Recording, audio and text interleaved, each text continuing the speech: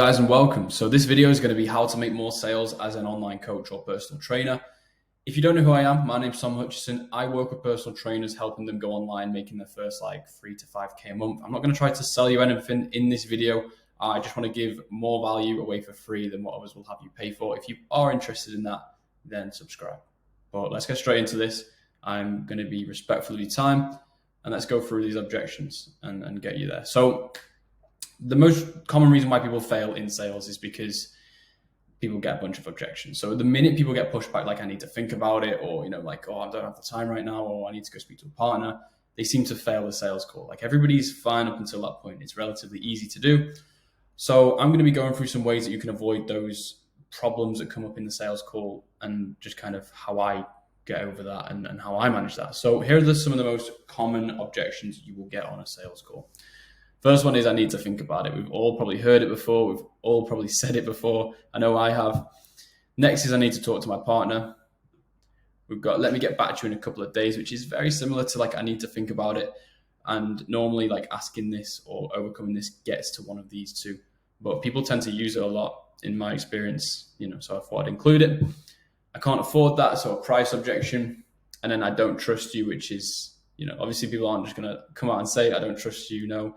It's going to be more oh, well, I've only just, spoke to you on one phone call. I don't really want to pay you £500 yet. And there's a lot of things you can do to make people, commit to actually paying you. So let's get into the first one. I'm going to go through how to avoid this and how to handle this. So how to avoid it.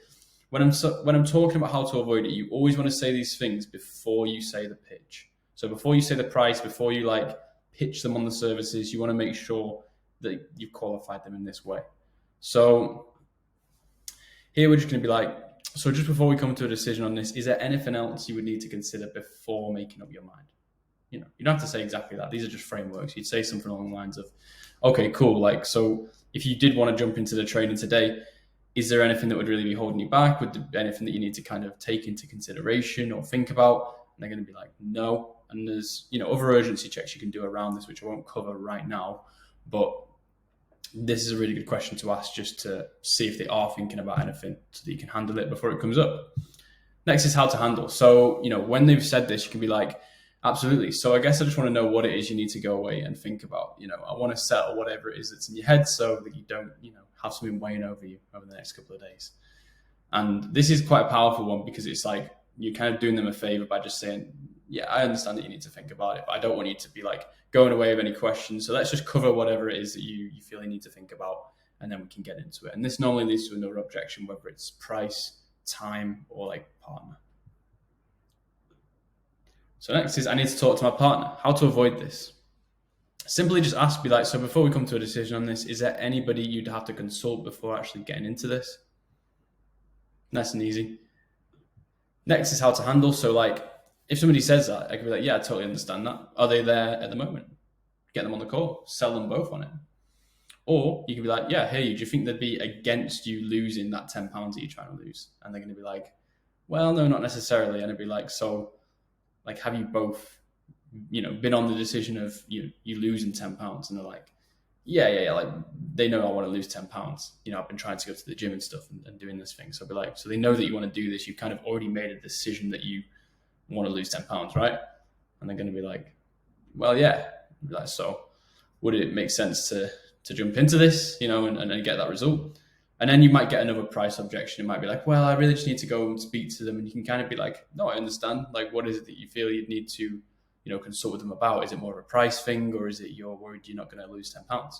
And normally, if you've done your job right, it'll be, I'm worried about the price. It'll be a financial commitment thing, which in that case, you could get an installment payment. You could be okay, no, I totally understand that. I mean, would they be against you committing to a smaller financial commitment? And then once you've spoken to them, we can sort the rest out. And, you can do it that way. There's different ways of getting around this and kind of just getting them on board depending on how much you want the sale. So next we've got, let me get back to you in a couple of days. And this is just a stalling, the stalling the decision. So the best way to avoid this is by asking during the call, once I've told you your goals, you'll be okay, why are you losing £10 now? Why not last week? Why not, next month? Why are we doing this today? And they'll be well, because, I've got this wedding coming up. I really want to look good for it. I'm going on holiday. and they've got these events. So you'd be like, okay, cool. And then you could also ask, be like, so this is is this a problem you're ready to solve now? Like, do you feel that you're actually ready to do this? And they might be like, yeah, but I just don't really have the time at the moment, in which case a different objection comes up. Or they might just be like, no, I'm ready to solve this now. I think I've got everything in place and I think I can do it. You'd be like, perfect. And then the final question you could ask is like, is there anything holding you back from starting today? Like, should we just get into this and do this today? And they'd be like, well, maybe I need to think about it. And at that point you can handle that objection. So you see how they kind of like bounce off each other in a way. And they're all, basically the same objection in a way, is that they need to think about it. They either don't think they're going to get the result or they don't have the money. That's the two reasons why somebody wouldn't buy. Next is how to handle. Be like, oh, okay, yeah. So like, is there anything holding you back from starting today? And they're going to be like, well, maybe it's just the money, or maybe it's that they need to think about it, or they need to consult a partner. Like I say here, this will likely lead into one of the other objections. Next is I can't afford that. And how to avoid this is like, the best way is simply just to target a niche that can afford it. So like, if your program's £2,000, don't target like single mums, who have just had their baby, because they're likely going to be allocating that money to the child rather than to you. You can have, they will buy stuff, but you just don't want to have such a high price. Whereas if it was like, busy working professional, like 40 men, 40 plus who wanted to lose weight, which in that case, it would make more sense to charge a more premium price because they're going to have more money in their banks most likely. Next is how to handle. And also, just one more point on this actually, guys, is raise the pain during the call and you'll be fine. So ask questions like, why are you doing this now? Okay, how long have you been trying to do this? Why didn't it work in the past? How does that make you feel? So you're just asking all these questions and bringing up that past pain, getting them into that emotional state, ready to deal with this problem and solve it, and seeing you and the service as their solution, or as their, their crutch for that, so to speak. So how to handle, we can literally just straight up say like, oh, okay, is it like, because you literally just don't have, the £500 in your account right now? And if they're like, yeah, I literally just don't have that amount of money, and you could be like, okay, well, are you open to talking about payment plans? If you really want the sale. Obviously, if you're just taking pay in fulls, you're going to be like, oh, I'm sorry to hear that. You could downsell them onto something like your monthly service or the payment plans. If no, you could be like, well, if they're saying like, yeah, no, I do have the money in the account, I don't know. You'd be like, okay, so it's not necessarily a money thing. What is it that you feel that you wouldn't get from the program? I'd be like, if you lost those £10, do you feel it'd be worth spending £500 today? And they'd be like, well, yeah. And if they say no, then the pain simply isn't there. They simply don't care that much about losing £10. You'd be like, so yeah, I mean, if then it's not that big of a problem to you, then like, why are we on the phone? Just straight up say that. Likely you won't get to that point because you'll have been on the phone for a while when this objection comes. The last one is, I don't trust you. So how to avoid this is like, reference other clients during the call. Just being like, okay, so I had a client called Sophie. She had a similar situation to you where she was trying to lose £10 and, she was on a really unsustainable diet, but then we kind of fixed that. And you can kind of give examples based on the questions that they're asking and the things that you're talking about. You can show results via Zoom. So like, if they're struggling to trust you, or you want to be like, okay, so you want an aesthetic transformation. Well, do you want me to show you kind of the transformations that our clients have got? Would that be helpful to look at?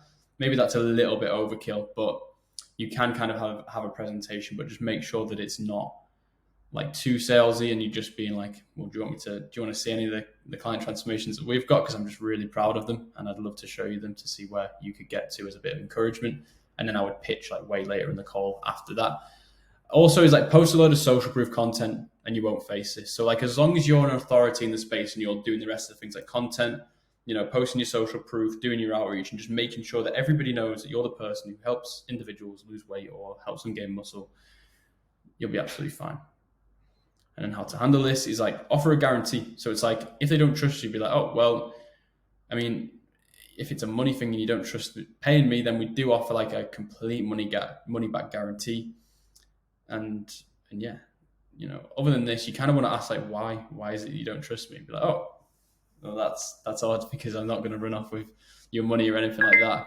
And we work through Stripe where you can literally just claim back a refund if you wanted to. which we would just credit straight away. And they'll be like, yeah, which I guess is your money back guarantee. But it's like, you want to know why they don't trust you. You just want to be like, oh, I don't know, did we not cover everything in the call? Did we not, do the results not show it? I don't know. Some people are weird. Some people just won't trust you.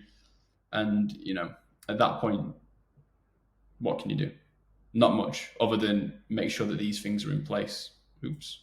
Make sure that these things are in place before you actually get to this. That's why objection avoidance is better than objection handling.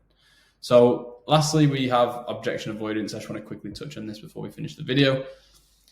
Overcome all objections before you say the price. So don't go pitching, don't go saying the price until you've actually got over every single objection you can think of. And there's like, okay, there's nothing, like this person can't say no. And if they do, I can just reference back to one of the objections that we explained through earlier.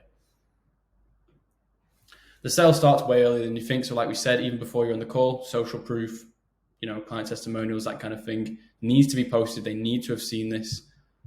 Don't pitch until you know it's what they want. So a good question to ask on the sales call is like, okay, so what do you feel you need in order to achieve that £10 lost? So then they're going to tell you exactly what it is they want to be pitched.